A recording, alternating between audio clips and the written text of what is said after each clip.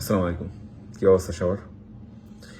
গত কয়েকদিন ধরে যে চরম অরাজকতা চলছে এবং সংখ্যালঘুদের উপর যে বর্বর আক্রমণ হচ্ছে, তারই পরিপ্রেক্ষিতে অনেকের মনে একটা এপিফ্যানি হয়েছে। অনেকেই হঠাৎ করে রিয়েলাইজ করতে পেরেছে যে এই দেশটা হচ্ছে অসভ্য দেশ এবং এই জাতি অসভ্য জাতি। তাদের হঠাৎ করে ওহী নাজিল হয়েছে, তাদের মধ্যে রিভিলেশন নাজিল এসেছে যে এই দেশটা হচ্ছে অসভ্য দেশ। এতদিন ধরে তারা বুঝতে পারেনি। বাংলাদেশ যে দীর্ঘদিন ধরেই যে একটা হবসিয়ান নাইটমেয়ার হয়ে আছে, সেটা তারা বুঝতে পারেনি। এখন তারা হঠাৎ করে বুঝতে পারছে। এখন তারা অবাক বিস্ময়ে জিজ্ঞেস করছে, এরকম তো স্বাধীনতা চাইনি, এরকম স্বাধীনতা তো চাইনি, এরকম কেন হলো, কেন হচ্ছে এরকম? তো থমাস হবস যে বলেছেন যে state of nature which is a war of every man against every man, এই যে অবস্থাটা বাংলাদেশে দীর্ঘদিন ধরেই এটা চলছিল। দেশের আরবান সেন্টারগুলো হয়তো এখান থেকে কিছুটা মুক্ত ছিল, কিন্তু যে পেরিফেরি এলাকাগুলো, বিশেষত কক্সবাজার বা সীমান্তবর্তী যে এলাকাগুলো, সেখানের অবস্থা মোটামুটি এরকমই ছিল সবসময় গত বেশ কিছু বছর ধরে।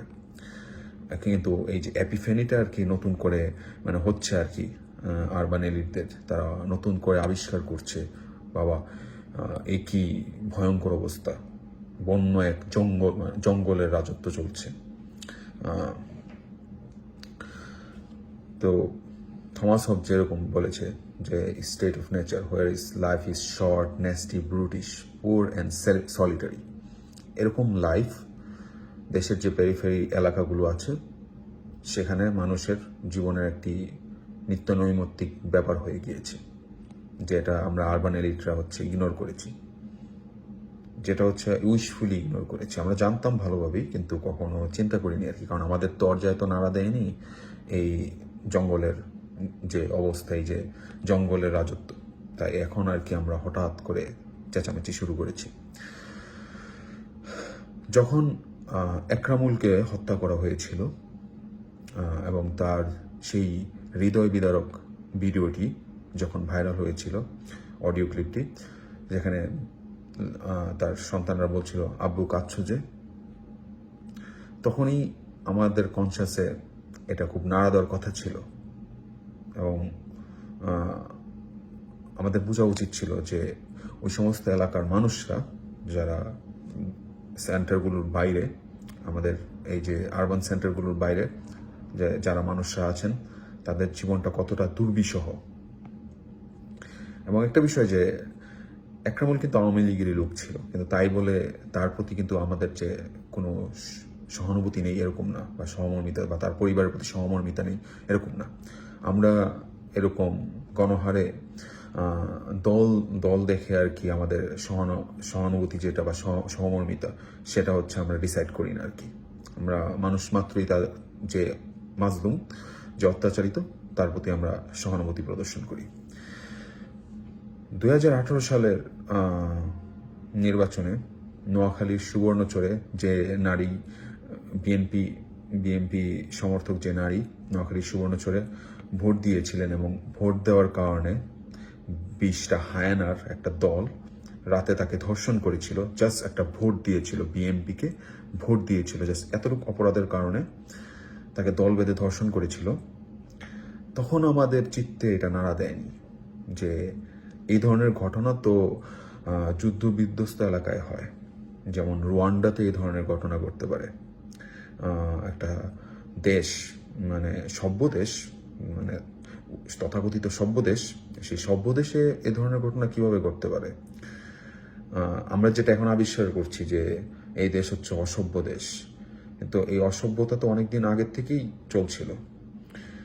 একটা দেশে যখন একটা ভোট দেওয়ার কারণে একজন নারী 20 জনের হাতে নিগৃহীত হয়, ধর্ষিত হয়, সেই দেশটা তো অনেক আগেই পচে গিয়েছিল, অনেক আগেই অসভ্য হয়ে গিয়েছিল। এখন আমরা বুঝতে পারছি, ও বাবা, এত বড় অসভ্যতা চলছিল, কিন্তু আমরা খেয়াল করিনি। এখন হচ্ছে আমরা খেয়াল করছি যে এই দেশটা কতটুকু অসভ্য দেশ। গতকাল বা গত পরশু দিন চ্যানেল 24-এ একটা প্রতিবেদন বের হয়েছে ওসি প্রদীপের কাহিনী নিয়ে, সে কক্সবাজারে কি কি কাণ্ড করত, তার কাণ্ড, তার যে অপরাধগুলো, তার ফিরিস্তি নিয়ে।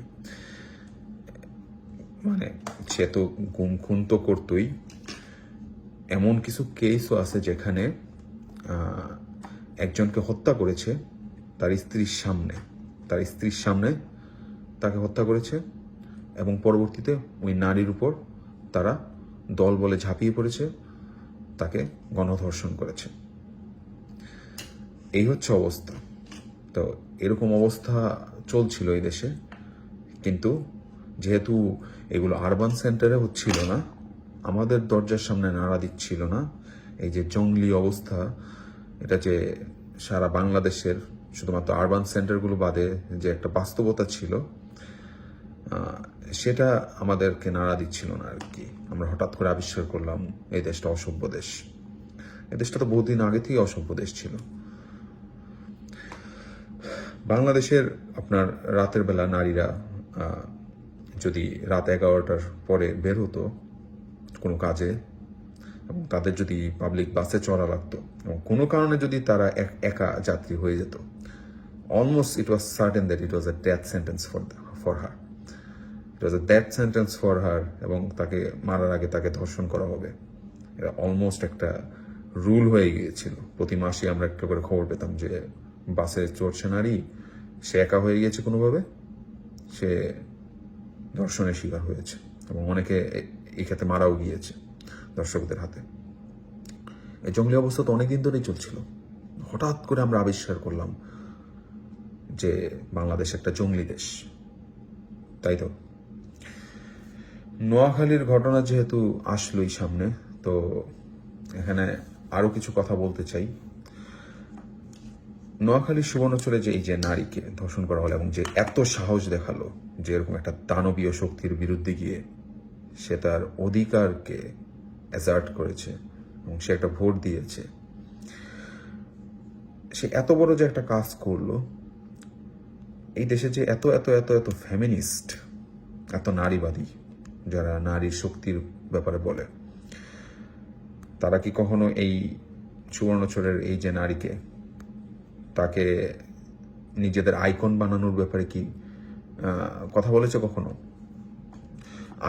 আমার কাছে এরকম আসেনি। যদি আপনাদের কাছে আসে তাহলে পাঠিয়েন, কিন্তু আমি এরকম বিস্তর কোনো আলোচনা করতে দেখিনি, এবং নারীবাদীদের কখনো এই বিষয় নিয়ে এরকম সোচ্চার হতে দেখিনি। নোয়াখালীর সুবর্ণচরের এই যে নারী, যিনি এই ধর্ষণের শিকার হলেন, তাকে আমার পক্ষ থেকে আমি বাংলাদেশের, এই স্বাধীন বাংলাদেশের বীরঙ্গনা ঘোষণা করলাম। 2024 সালে যে স্বাধীন বাংলাদেশ, এই স্বাধীন বাংলাদেশের বীরঙ্গনা হচ্ছে নোয়াখালীর সুবর্ণচরের সেই নারী, এবং আরও যত নারী আছেন যারা এই আওয়ামী দানবের হাতে নির্যাতিত, নিগৃহীত হয়েছেন, তারা আমাদের বীরঙ্গনা। ওসি প্রদীপের হাতে যে নিগৃহীত হয়েছে যে নারী, সে বীরঙ্গনা।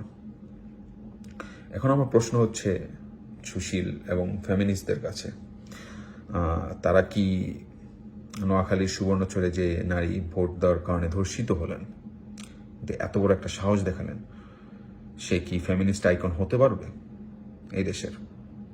নাকি সে কি ফেমিনিজমের আইকন হতে পারবে, নাকি সে হচ্ছে প্রতিক্রিয়াশীল বিএনপির একজন সদস্য বলে তার এই সাহস বা তার যে ত্যাগ, সেটা গ্রহণ করা হবে না, তার এই ত্যাগটাকে গ্রাহ্য করা হবে না? আমি এই প্রশ্নটা রেখে গেলাম আপনাদের কাছে, কিন্তু কথাটা বারবার মনে করে দিতে চাই।